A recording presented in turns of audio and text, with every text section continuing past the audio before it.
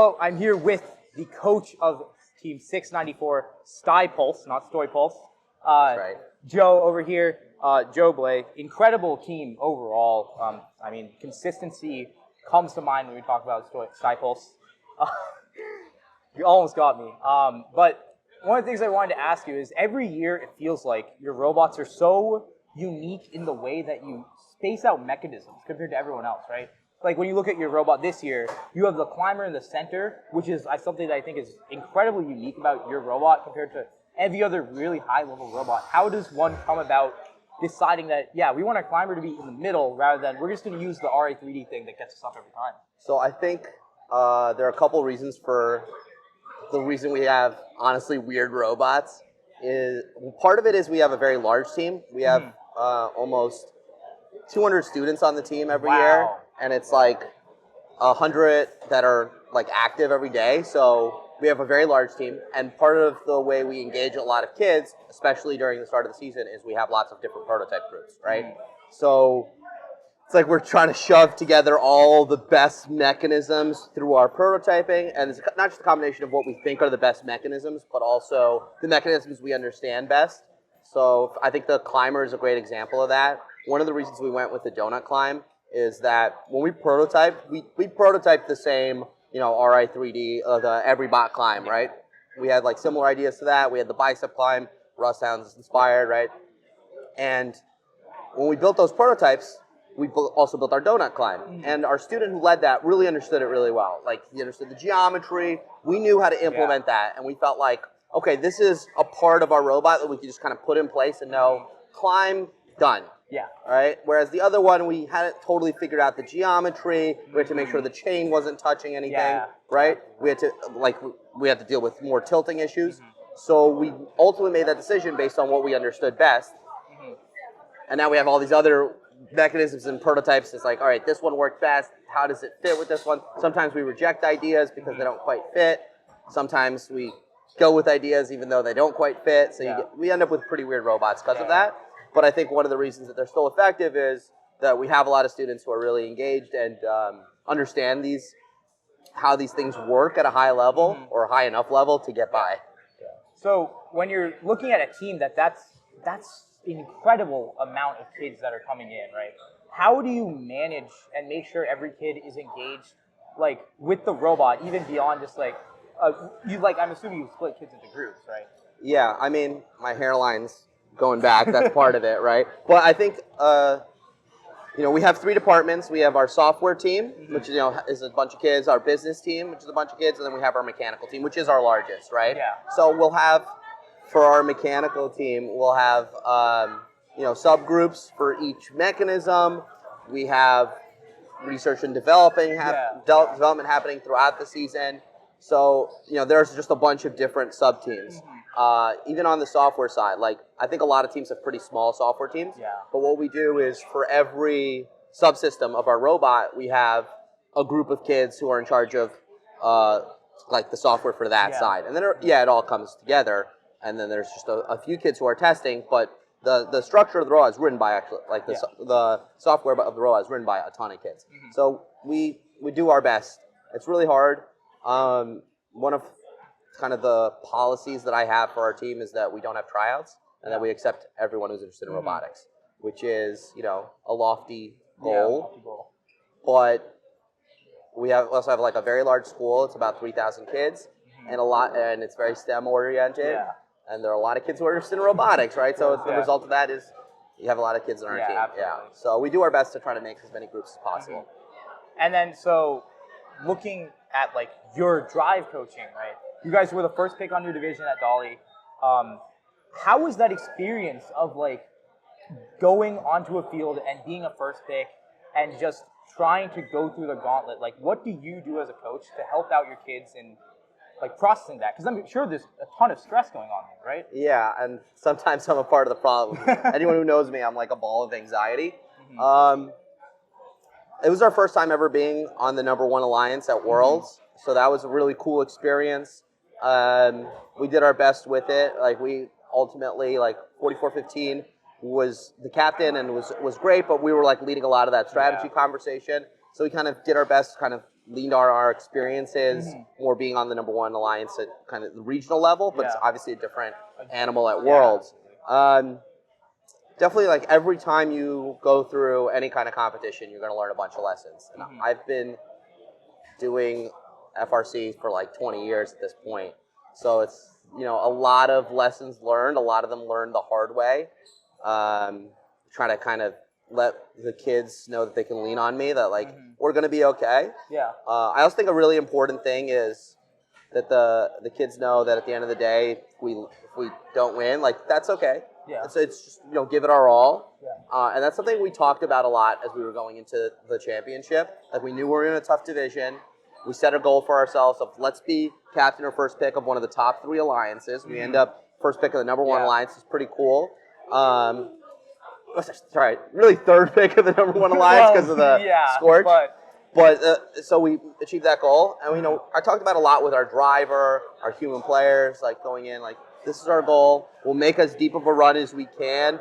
But ultimately, let's just like kind of leave our best out there and be satisfied at the end of the day. Yeah. So like when we lost, there weren't a lot of tears. It was like a lot of smiles that we had done our level best. Yeah. To answer like the preparation question, I think there was a preparation part of that question, like how we prepare. We have students who are match strategists who will right now they're preparing our next match after lunch, right? So they'll come to me, we'll talk through the match strategy. We come up with kind of what we think it should look like. Then we talk with our partners, get a better feel for it, come up with a strategy together. And, our driver is there for that and kind of make sure that we have like a pretty good strategy for that match. Yeah. One of the things that I do that I think really helps a lot is when we're in the queue, I will go through the match strategy. A lot of drive coaches do this. Yeah. I go through the match strategy, right? And I'll say, like, I'm going to go through the match strategy. If anything sounds weird or confusing or you have any questions, now is the time to ask. Ask them now so that we don't have that confusion on the field. And you'll catch a lot of mistakes that way, right? A lot of misconceptions that drivers might have. Yeah. And just to make sure everyone understands what we're doing. I think that really helps us execute because so many matches are close, right? Absolutely. And wins and losses are in those little decisions, little movements. So make sure everyone's on the same page goes a long way. And so when you're behind the glass, what do you think is your most important job as a drive coach behind the glass? Like time call outs, like helping the kids understand where you need to be. Like what is the thing that you do that you think you do the best? So I think it depends on the driver. It depends on the drive team. It depends on where they are in their development, right? Sometimes it's just making sure they feel confident. Like I remember not our current driver, but our previous driver, he had like a rough match in his first season driving and like we had gotten disabled. And the next match, me and the operator, I talked to him beforehand. We just spent the entire match going, "Oh, Ben's cooking." It's like just kind of gassing him up. And like sometimes that's what they need. Yeah. Sometimes it's slow down, take a breath, reset yourself, right? Yeah. That's something that really helps a lot, I think, with drivers when you can get like tunnel vision, like that. One thing goes wrong and then it's just like, oh God, and the match is over, right? But the match isn't over. You made one mistake. 3 seconds later, I will tell the driver, take a deep breath. Like even pause the robot in midfield, right? Take a deep breath, reset yourself, and resume, right? Yeah. I think that goes a long way regardless of the driver. Yeah. I think even the best drivers, when those mistakes start snowballing, it can be very stressful. But the absolute best drivers and best drive coaches, like that I look up to, I think they kind of slow things down, reset themselves, and kind of persevere, power through it. Yeah. And then, I think that's such an important way of dealing with stress. Do you have like a pre-match routine that you go through? Or is that something that you're just like, we know what we're doing, let's just go out there and finish it? Right? Yeah, I think, again, it depends on the driver. Something that I did at Worlds this year, we have a first-year driver, so I definitely did this at Worlds, because it was his first time driving at Worlds. Yeah. And also start of the season, just like close your eyes, just like breathing exercise, like imagine a rainforest, whatever. Yeah. Deep breath in through your nose, slow out, do a few breaths like that. So if I ever sense that he's like before a match getting overly nervous, take out one of those. That's one of the kind of tricks up the sleeve just to get them relaxed. Mm-hmm. Sometimes it's the opposite. It's gassing them up, getting them excited. Yeah. And then so at Worlds, when you guys get picked and you're looking at the teams that are left, how do you make the decision, especially because you're not going to have like one of the earlier picks like the 8 Alliance, and then you're going to pick way later than everyone else. You're picking 2 back-to-back. How do you make the choice of, this is the robot I want to go with for my Alliance, and we're going to have 2 of them? And is there a difference in your 4th and 3rd pick when you're looking at it? So I'd say at Worlds this year, we did know that we were going to end up with 4415. Mm-hmm. So I actually did a write-up on our Open Alliance about it. Yeah, absolutely. I saw that, yeah. So we went over to the hotel, and one of the big things we were looking at was our auto, because 4415 was a lights-out score and tele-op, but their auto, they had like a center barge auto that, I mean, it would miss the algae we learned in playoffs sometimes. And then their side auto just, like, they were just having a lot of trouble with it. So we were definitely looking for a team with a 3-piece side auto that was a priority, and then just a team that could help us out with the algae and coral score. So it's a lot of time it's about fit, right? Yeah. It's about what is the best fit for this alliance. I think at the regional level, a lot of the time we're looking at, depends on the game, a team that's not going to cost you the event. Like this year, I'd say all 3 of our regionals, after we made our first pick, we kind of felt, or we were picked at New York City by 1096. We felt that we would be very favored, right? Yeah. So we wanted to make sure we picked a team that, you know, would do what they do, right? Yeah, no absolutely. breakdowns, no massive issues. Like, we weren't trying to pick the high variance team because we didn't need it. But if you're in a different spot, right? Let's say you're on the number 5 alliance, right? And you're not favored, then that team that scores 15, 0, 12, 3, right? Maybe you can capture lightning in a bottle and get a really good robot, and you know that's good. I think goals are really important. Like, what is your goal for playoffs? Is it to win? Is it let's get to semifinals? Like, I think different teams have different goals. Like, and that will influence your pick as well. I think most alliances are trying to build something that gives them a chance at winning, or the best chance at winning. And sometimes that is the high variance pick. But I think this year definitely we were looking at like reliability is a huge thing. New York City, the team we ended up picking, the Generals, we were deciding between them and another robot. And the ultimate thing that made it, like the other team we're thinking of could score a lot more. Yeah. The ultimate thing was they were just more reliable. Yeah. And so do you think that going to a regional versus like a district event influences the way people like pick alliances? Like, obviously you guys are looking for consistency, but if you're like a 3rd or a 2nd pick, do you think that they're looking to win the event because they probably will send them to Worlds? Or do you think they're just trying to get to finals? It's a good question. I haven't really thought much about kind of the district model, although I guess I should, because the point system it affects us, right? I still think that kind of the same principles apply, where if you're the heavily favored alliance, you're looking for consistency, and if you're kind of that more wild card alliance, you're looking for a more wild card team to pair with you. You're looking at fit, you're looking at end game, maybe you're looking at defense. I think I've always been the triple offense guy, kind of in every game. I've felt triple offense is almost always the strategy. And there are clearly some games like 2022, I think, is a good example where a defender made a lot of sense, and we saw teams on Einstein executing that really well. But that same season, we got a red card because our defender robot. But they got a yellow card in our first match for like intake fouls, and then we got a later one that wasn't actually them. But you see the risk, right? There's a lot of risk to defense. There's always a lot of risk to defense. And so, as the triple offense person, do you often, when you're looking at a game and it comes out for the first time, is it something in your head where you're trying to map out, this is where I think the robots are going to be for playing triple offense? And is that like a concern that you have looking at like space considerations, especially for pick and place games where it gets pretty cramped when you're trying to score? I think spacing, pathing, it's always something you want to look at. Definitely early in the season, we're looking at that. When we do kickoff, we're looking at that. But you really learn as the game develops, right? You see an alliance running a strategy like, oh, that's great. And the really cool thing is you and some other YouTube channels have some great strategy videos that I watch Thank and, you. our strategy students watch, because they'll point out, you can't watch every match. Yeah, There's so many now, right? So Back in the day, I used to watch everything. I used to watch Yeah. every playoff match. There's too many now, and I'm too old. Incredible. So I can't do it anymore. But these channels are really helpful for oh, that's a good match to watch. And obviously, we watch you watch all of Citrus's matches, Madtown, OP, Poops. See what the best teams in the world are doing, especially if they're doing like a triple offense. Yeah. When I saw this game, I thought of 2023, kind of right away, like how by the end of the season, we were splitting the grid, and it's like 3 each, and I thought on here it'd be like 2 faces each. Yeah. It didn't ultimately really develop like that because of the L1s. Like you see, like the Jack and the Bot Madtown Alliance, like there would be switching to L1s early on, right?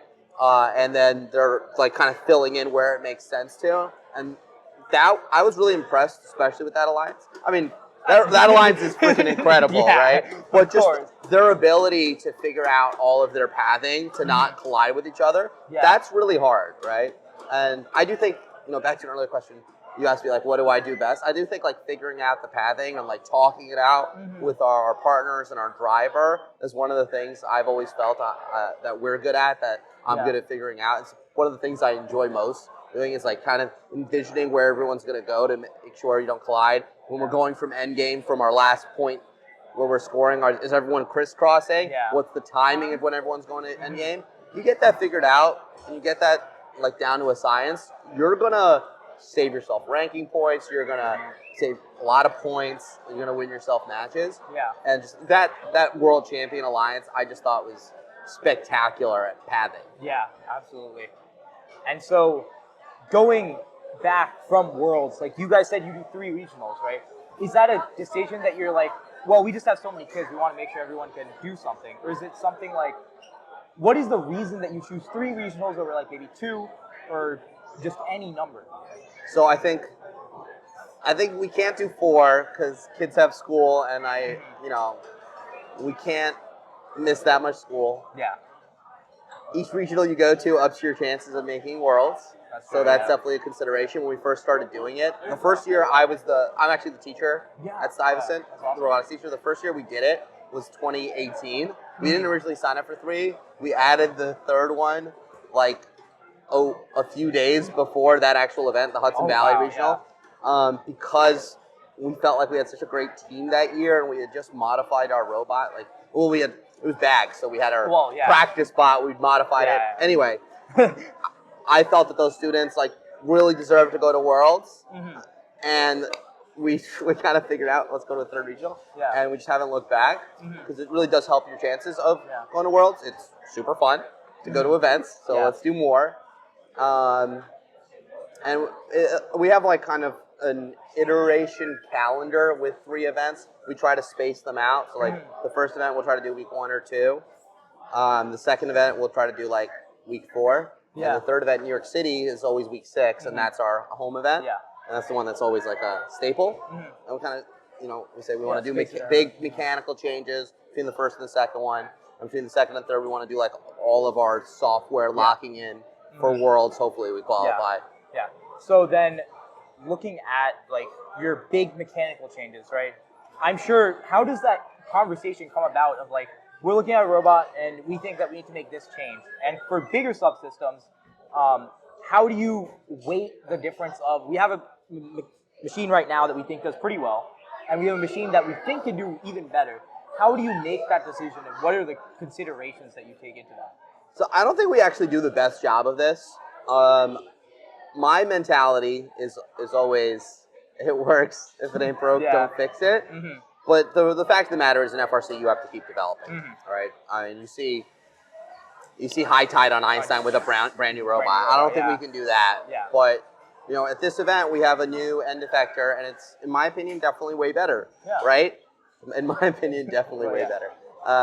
But it's really good, and it's well, what would have our World's performance looked like if we had gotten it on earlier? But then I think there are teams who make iterations, and you see their robot gets worse. There's a lot of risk, right? There's a lot of time investment. You do that on practice, you do that on software. So when making those decisions, ultimately, the way our team functions, our kids decide. It's their robot, it's their season. We have a leadership structure. They have to be kind of together on whatever decision we make. And if they're together, I'm never going to stand in the way of that. Absolutely, yeah. I do think that we don't do the best job kind of making our robot, like we make our robot better, but I don't think we do like big conceptual changes, right? Yeah. Like we'll kind of refine details about a mechanism, but it won't be like a brand new concept for a mechanism usually. And I think in 2024, this year, I think our robot out of the gate was really strong, so it made sense not to change it much. But in 2024, our robot definitely out of the gate had a lot of problems. And we talked about doing a full rebuild. Yeah. And we almost did one. And we ended up not, and we just ended up trying to make our robot better and better. Yeah. And it was pretty good by the time we went to Worlds. We got to Worlds. And we were able to make playoffs, which was one of our big goals. And we were able to kind of play a significant role on our alliance. But it's arguable that we would have ended up with a better robot if after our week 1 event, we just went, okay, we're building a new robot. So it's tough. I feel like we have a lot to learn from other teams. But definitely our processes, our kids ultimately decide with a strongly opinionated mentor giving them a lot of notes. Yeah. And so if you go back to like the first weeks, first months of build season, when do you guys actually get a robot that you can start doing drive practice with? Because I know a lot of teams have like tried to get robots that go really early, but then don't end up doing it, and then their driver isn't as prepared. But you guys always seem to have a really locked-in driver every time you show up to week 1 events. What do you think goes into that? So this year we definitely got our robot pretty early. For us, it was during week 5. Yeah. And our goals, we want to be like week 4 earlier. The team OP gets their robot working really earlier. Bucks Wrath like crazy early. God. Ridiculous, and you know that pays dividends. But it's hard because you're developing your robot, you're prototyping things. You know, one of the teams that really inspired us this year, Robot in 3 Days teams, was Cranberry Alarm. Yeah. Right? And it's like, when was that robot released? And it's like we had to prototype that and then figure out like, and we ended up turning it, right? So it's like a lot of stuff came from that. That was a pretty later thing. Sometimes the Everybot influences the design, and that's released like after week 1, so you can't really decide things. Then we got to test it. Yeah. Then we got to, iterate on that prototype. So realistically, we don't finish our robot design till end of week 3. And then it's all about just making a robot really easy to manufacture. I think no matter how we slice it, we're not going to end up finishing our robot design till after week 3 because of just how many prototypes we're testing and just like how our team, because of how big it is, how we function. Yeah. It's always hard for us to do it earlier, and then we just try to build the robot as fast as possible. So design the robot really well, make it very machinable, right? Like not just designing it to be a thing, but designing it to be like easy to build quickly, right? So like our students do a really good job of that. I think they did a really good job of that this year. And there are years where we don't do such a good job, and we get a robot finished later. In terms of the driver, we never do tryouts during the season. I think a lot of teams have moved away from that, but it still happens. It does not matter what the game is. There isn't like, this driver's going to be particularly good at this game, and this driver's going to be... There's a good driver, and there's a not as good driver. Yeah. So we try to try out our driver at off-season events. Like Battle Cry is usually where we will decide our driver or an operator. We've actually moved to just one driver now, no operator. Yeah. And last year at Battle Cry was when he got the job, and he's a sophomore now, so that's like taken care of for a while. So he's going to have a lot of experience, right? He's going to have all of this season, all of these off seasons, and then even if he's not able to get a ton of practice with next year's robot, I know that he's going to be like locked, so much experience, be locked in behind the glass. I think a lot of top teams have that. That's a big advantage. Yeah. Right? The other thing we do is like the driver will practice during the last period of the school day. So as a teacher, I've worked it out with the program office. So all of our students who are kind of core members of the team can have that period free. So that's awesome. Yeah, so they can come in and practice. They can come in, do software work, whatever we're on. And in fact, like a lot of our software kids will come in during their free periods, their lunch periods, they'll eat lunch, and then they'll eat lunch quickly, and then they'll work on the, like, whatever they're working on, whatever automation they're working on. Yeah. And so you said you swapped to 2 human players. Is that a game-specific thing, or do you think that's we're just going to swap to 2 human players because we think this is going to give us value in the future?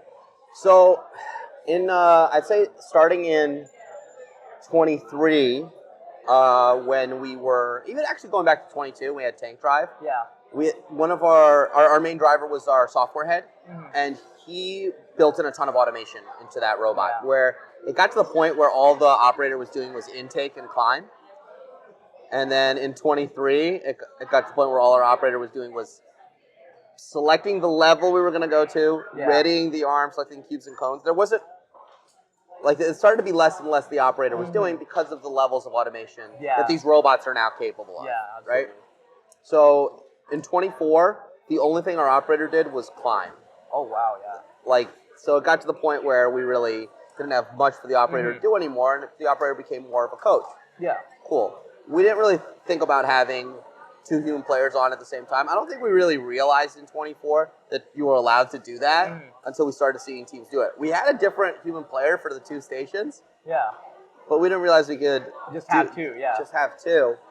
But we saw, like, OP was one of the teams that did that. And it's like, I remember watching one of their matches and being like, hey, they have 2 human players. What? That's not legal. What's going on here? And asking, you know, like, oh my God. You could have this we could totally do this. And we didn't end up doing it last year. We ended up kind of sticking through. Yeah.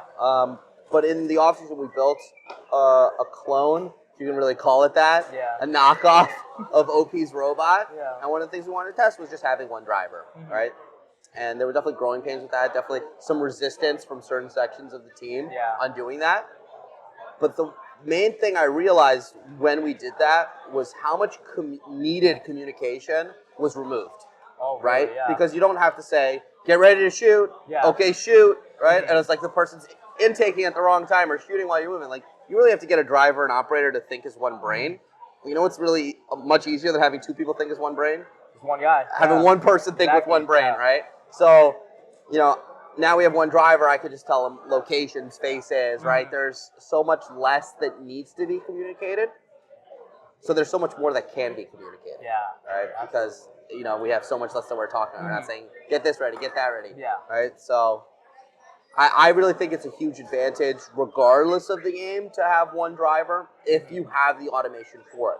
But there's necessary automation to make that necessary. Absolutely. Right? To score L4, I think back to when I was a student. I graduated in 2009. My junior year, we had pick up a ball, score it over the overpass. To do that, right? Rotate the arm down. Rotate the tower down. Rotate the arm down. Grab at the appropriate moment.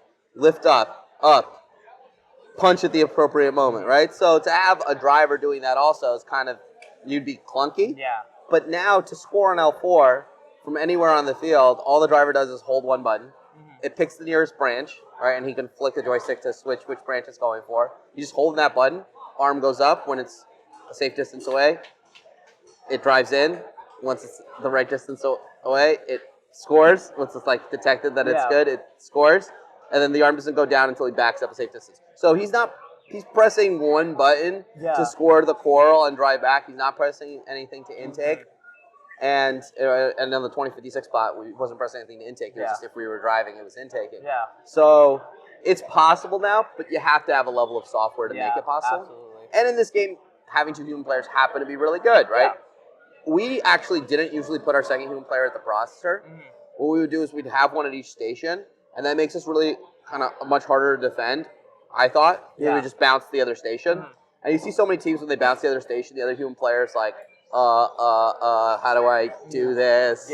They take the time, they look over. You've lost cycles on this, right? Absolutely. But we just have 2 players, and it's just like, boom, boom, boom, boom. It's much easier. And then sometimes we put it at the processor, like our alliance partners. We want to load her on. We have a second human player. We'll set it to the processor. It's okay. And then, so do you think this is something you're going to take into next year, even if it's like a shooter game that's like maybe different in terms of automation, but like still a first game, right? Do you think it's something that you want to take forward in terms of 2 human players? Yeah, I think absolutely. I think we might end up, if there isn't like a place for a second human player where it's just an extra coach. But I think all of the controls on one controller is what we're going to try to stick to as our regular thing. Yeah, that's awesome. In FTC, it's extremely common, right? Oh. What's the real difference? The robots are smaller, but they're doing similar tasks. Yeah. So I think we're going to see a lot more of it. Like we saw a lot of the top teams in the world doing it this year, and I don't think it was really about the human player. Yeah. Like the human player was an advantage. It was definitely an advantage in 24, but it wasn't a massive game-breaking advantage where you would change your whole control scheme about it. I think it's more about you can be faster if you just have one driver. And last question for you. I don't want to take up too much of your time. What is the funniest or weirdest or silliest thing that you've had happen to you behind the glass? Trying to decide. I do a lot of silliness. I think I'm going to go with my first ever time drive coaching. Actually, I drive coach practice match before. That doesn't count. Sure. In 2011, I took over as drive coach at Worlds. And we actually, we came out like good match schedule. I'm like, oh, this looks really good. Yeah. We had one really tough match, and we were against the Cheesy Poofs, who actually ended up winning Worlds that year from our division. Of course. But we were with Team 40 Checkmate. So like, oh, they don't exist anymore, but they were really, really good. And it was like going into that match, like maybe we have a shot here, probably not. And then we managed to win that match, and like immediately as the match wins, I start going like, holy! I start cursing up a storm. I start like dropping expletives left and right. Oh my god! Yeah. And then some volunteers like, glad you're excited. I'm cursing. Like, I'm so sorry. I'm so excited. So that's definitely up there. It's definitely one of my highlights. I don't know. I'm a maniac back there. I definitely will be really loud and will scare people with my loudness who are just really off-season events where you're in a gymnasium and it's pretty quiet. There's not even any music. Yeah. And but you're on the same level of, loudness. Loud. Like call out to the stands, like, Jofi, get down here. There's something wrong with this. I don't know. That's awesome. Okay, thank you so much for sitting down with me and talking. And thanks for the coffee. Of course. Have a lovely day.